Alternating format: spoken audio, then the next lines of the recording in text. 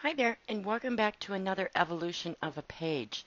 This time we're going to do a little artsiness in a page with the same photo that I did the traditional one yesterday for. So in this one, I'm going to just start out with a plain background because I'm not quite sure where I want to go with this yet. And I'm going to find one of my artist background, designer background papers, whatever you want to call it. I'm really loving this one, so I'm going to use it again just because I think it goes so well.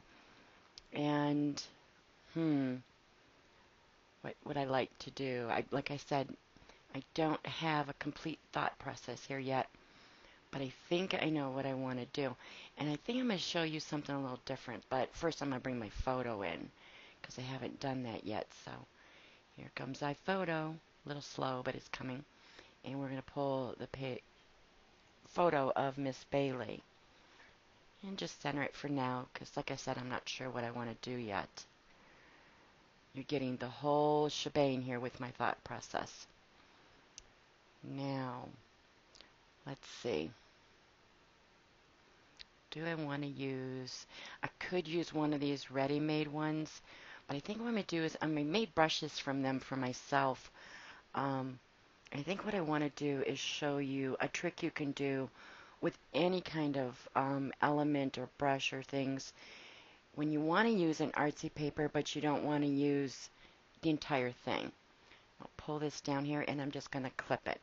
And now that element or that brushwork has the artsy paper over it. So it gives you another idea or effect how to use your papers in your stash. I'll turn the photo back on here. And I think I'm going to probably want it over that side. Um, oh, Command I got to change this to a black mask so I don't see it. And what I'm going to do is find some watercolor brushes or some artsy brushes with some texture to them, and I'm going to paint in using white and up my opacity here. In fact, I'm just going to undo this for right now. I'm going to paint in what I want to see of the photo.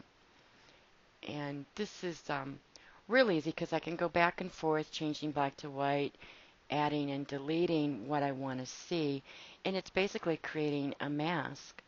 And I'm going to pop it over here and then find another brush, and I've got an idea in my head, but I'm not quite sure how I want to get there yet. So right now I'm just going to try to blend in, changing the opacities as I go, and blend in this photo to the background. Hmm.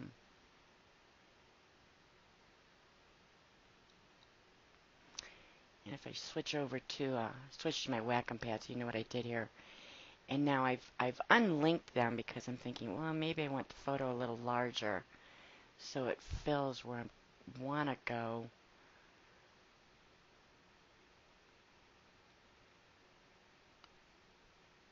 A little bit, but I'm going to try some. I'm going to show you something different. I do this occasionally um, when my photo is not extending to where I want my mask is.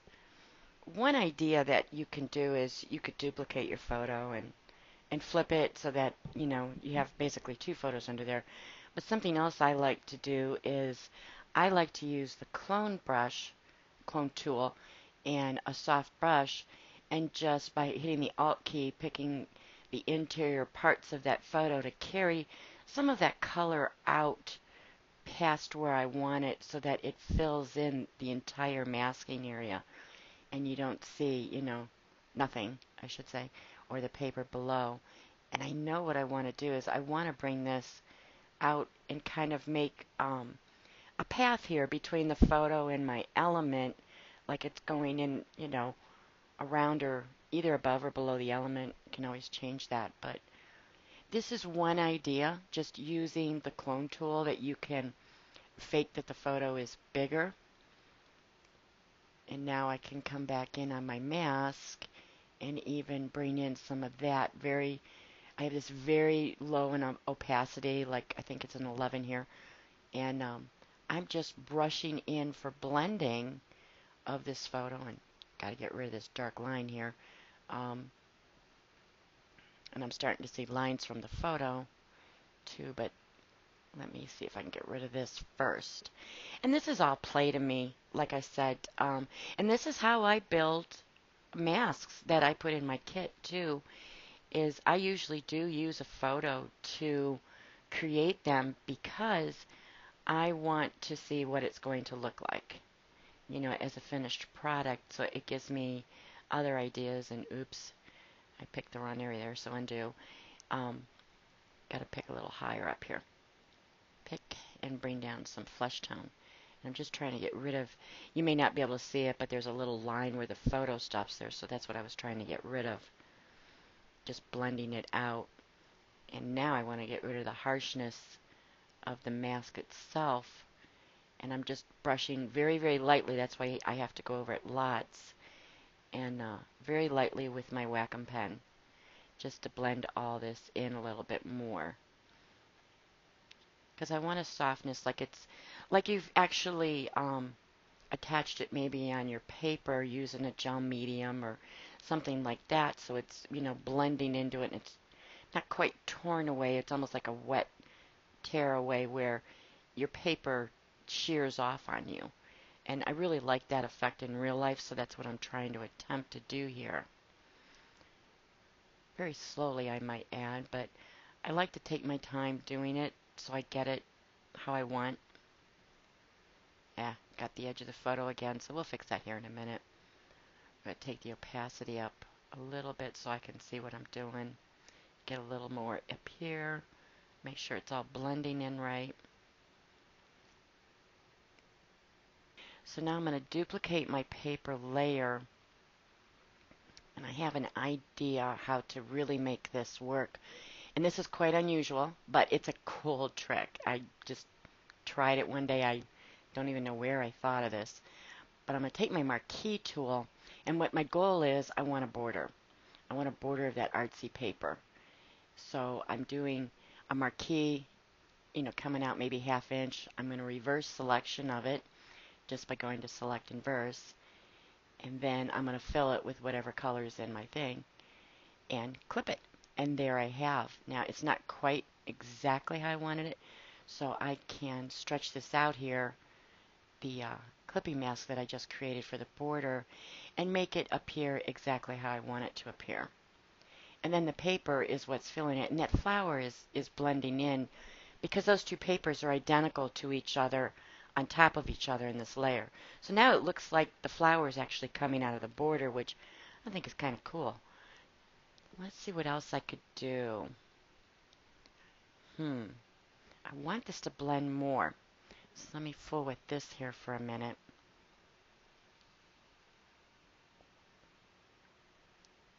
Find a brush. Like I said, I'm not quite sure where I went. I love my graph brushes. These are in my shop recently too. These are my most fav brushes. I love these because I think they just really give some artsiness. And I'm on that layer now with the border where I created that outline to clip to. I'm actually painting with the black on there, and it's acting like a mask for that paper above, and I'm going to blend in the paper below the photo now. So I've blended the photo with the photo mask, but I'm going to take it a step farther. And I'm going to play with the opacity and rotate it around so it doesn't look all the same, and try to blend in so it looks like the photo actually is now on top of that paper, which is still blended in with the border. And I mean, this is something you can't really do in real life. The beauty of digital. Gotta love it. So I'm just hitting around here very softly. My opacity it's pretty low, 20s, 30s. I pretty much stick with. And I'm kind of liking that.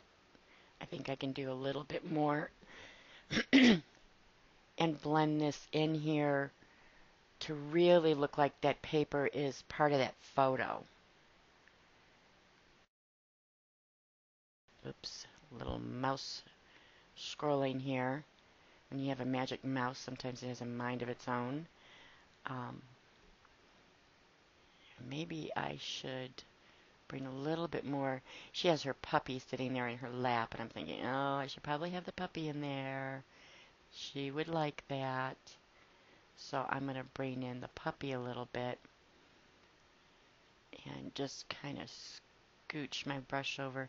Maybe I can find something better to do that with. No, not really, huh? I'll take away a little bit. I just want his little face to peer out. But I don't want that quite, the photo going that far into it. And then I'm going to switch my black and my white, like I say, and rotate this around just so I can get the puppy's face. And it looks like it's, the photo's being painted in there by using one of these kind of brushes. And let's see. You can see I have tons of these things. I have so many brushes loaded in here, I get lost. I need to redo them, but... And this is how like I said, like I play. I'm just playing. And what's the worst thing? I delete the layer mask and start over again if I don't like it. And then I'm going to clone the photo down. I got a line going on here again. So I'm going to try to catch. Or, you know what? I'm just going to paint the paper in there and see if I can get rid of it easier and better that way. And blend that in. You can tell I'm very indecisive on this one. I have it in my head, but I'm not quite sure how to get there. So this is truly my playtime because I am playing and creating and, using basically just the papers and that one element to create this with, a couple brushes. And I'm sure you have some brushes in your stash to do something like this, and it's going to make it totally unique. Nobody else is going to have a page like this, except I did have a request to make this into a template, so I may do that. I'll decide later. But it would be pretty easy to turn this into a template. So I'm going to bring some elements in just because it'll give me a better feel of where I want to go with this page. And let's see, I've got two of these word art tags. I love these little word art tags. Just simple words, but I really like them. And in real life, I like to staple them to the sides of my pages so you can still flip them up and things. So I may do that, and I'm going to do a search for bring a scribbles or I don't know. You know what I want to do? How about I want an outline over because I want this to be really artsy. So I'm going to get one of my scripts and scribbles borders. I like this one. I'm going to put that over the top of everything here just to add some more inky mess artsy. So me. I love it. So I'm going to grab these tags now, and I think I am going to just attach them up here somewhere. Put a shadow on them just because I'm there. And that's what I think I'm going to do. I'm going to take them and bring them up above the border and move this over so it's with it. Maybe whoops. I want to, turn this a little bit because I don't like things straight. I have to be, always a little off. My mother would agree. And do that. And I'm liking that. Okay, now I need a staple because I got to attach them. And even though I don't have a staple in this kit, I'm sure we all have hundreds of staples somewhere. So I'm going to go pull one from another kit. And in my Finder, I just put staple and file name, and I get all my little staples come up that have that in that file name. And then I'm just going to rotate it into place here so that it looks like it was stapled right to the edge of my page. Pretty easy. And yeah, right about there. And let's see. Look at it overall. And you can hit Command 0 to make your layout zoom to all that is there. I'm going to size these down a little bit so they're a little bit more proportional. I like it to have a lot of white space up there. let your eyes rest, and they're a little too big for this one. I'm still not liking this here, so I need to play with this a little more. Had to look away from it though, and sometimes that helps. If you're having a problem like that and you're not quite sure what you want to do, work on something else. Look away from it, or get up and go get, a glass of water or a cup of coffee and come back to it. What I did was just, I knew I wanted tags, so I brought that in. So I'm using the clone brush here again. I'm trying to get rid of that harsh line that is just really bothering me. Like I said, you may not be able to see it, but I can, so. And I'm just trying to pull some of the puppy color and her shirt color down in here, just to blend that in better. And there goes the wacky mouse again. So we're going to zoom up back in here so you can see. So let's see, what else can we do here? I think I'm going to pull a color from in here. It's not quite dark enough. I want it darker. Yeah, go that 45-degree angle again like I showed you in the previous video. And I know I want to do some title work up here and some word art. And you guys know from the last video I like to do that. But I think this time I'm going to make one word or one text line for each word so I can really play with it and do some typography with it.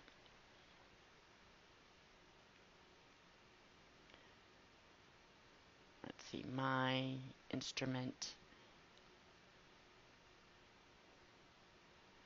So I know that's my first line, and then I'm going to start my second line here is, and I know I'm going to play with it. I have an idea in my head, and until I show it to you, it would be too difficult to explain. I'm going to put musical instrument, and I'm just going to copy paste this instead of retyping it, and put instrument over here, and accept, and move it over just so I can see it better. My musical instrument is my vocal chords. She was so cute when she did that. She was just so tickled she had a built-in musical instrument. And then I put my words in order of the sentence so that, when I'm clicking them I don't get myself confused, because you have a lot of little things going on here. And now I'm going to play with arrangement, probably font, color, and get it to look like something that is unique and is what I like, and move it into place. I kind of want the eye to go up into there. I think that's kind of cool. And I'm going to put the is after it. I could have kept that same line, but that's okay. And I'm just making an eye-pleasing arrangement with my words. And that you grow to learn how to do that just by playing around with it. And you want to make it flow. And basically what I'm doing is I'm making it flow from the top left, going downward in towards, down in the right. And made those two. There's two different fonts used here. My important words to me with the instrument and the vocal cords. And I wanted to make those stand out with a different font, and now I'm going to also make them stand out with color. And I'm not sure if I want it darker or not, but let's make them. No, I don't think that's going to work. So let's make this darker. We're going to come down at that 45-degree angle again, pulling just a shade of that same color, that same hue, and then I'm just going to pick from this one so they're identical. Pretty easy. And then I'm going to select them all and move them into that space there that I have going on. And I'm liking that.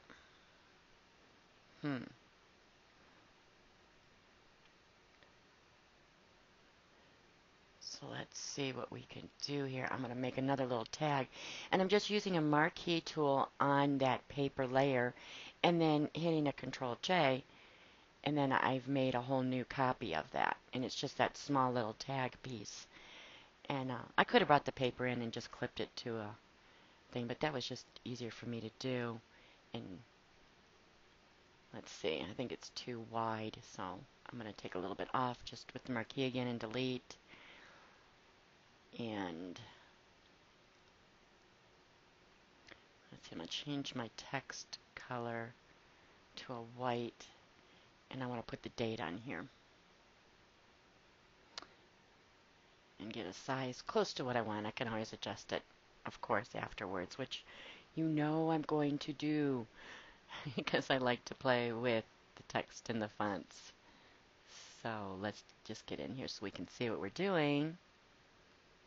And we're going to pull it pretty close to there. And then I want to stretch it out. And this is just one way you can do that is, by pulling on the little grips or the handles with your transform tool activated.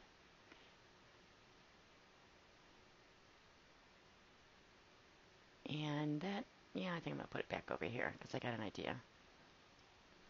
Okay, now what I want to do is take that text and that little tag I just made, pull them both over, and I'm going to, of course, get another staple, which so happens to still be in that search, so I can go find a staple.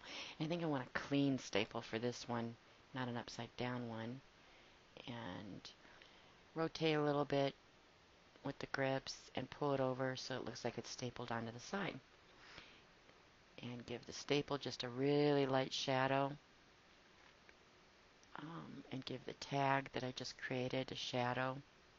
And then I'm going to right click and create layer here from the FX because I want to make this shadow and warp it a little bit, which, make it look like it's more in closer to the paper where the staple is, and it's pulled out a little bit more on the edge, so it looks like it's raised up a little bit, and even take the opacity up just slightly.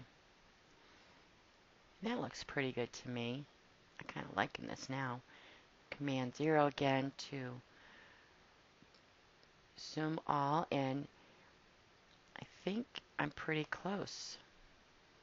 I'm still almost wanting to play with it, but I think I like this.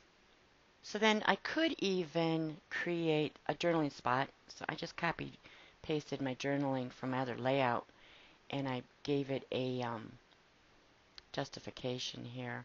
And what I'm doing is I'm creating a new layer. And I'm going to use the marquee again and do approximately where I want to make a card for the journaling to be on, but I want it to look like a vellum. So I just filled it with white, and I'm going to take it way down, probably, I don't know, there's around 50% or lower. You can adjust it depending upon what you have under yours. And I'm going to create a new layer above it, and I control click on that card, and what I want to do is stroke it. So there's a little white edge around it on the inside there. So you just stroke with the inside, and I have 10 pixels for this one. And that looks pretty good. So what I want to do now is move them so that they are right up on the edge here. And I'm not sure if I want it down here, if I want it back up there. I think I liked it up there a little bit. But let me take this opacity because the text is getting hard to read. Gotta make sure you gotta be able to read it.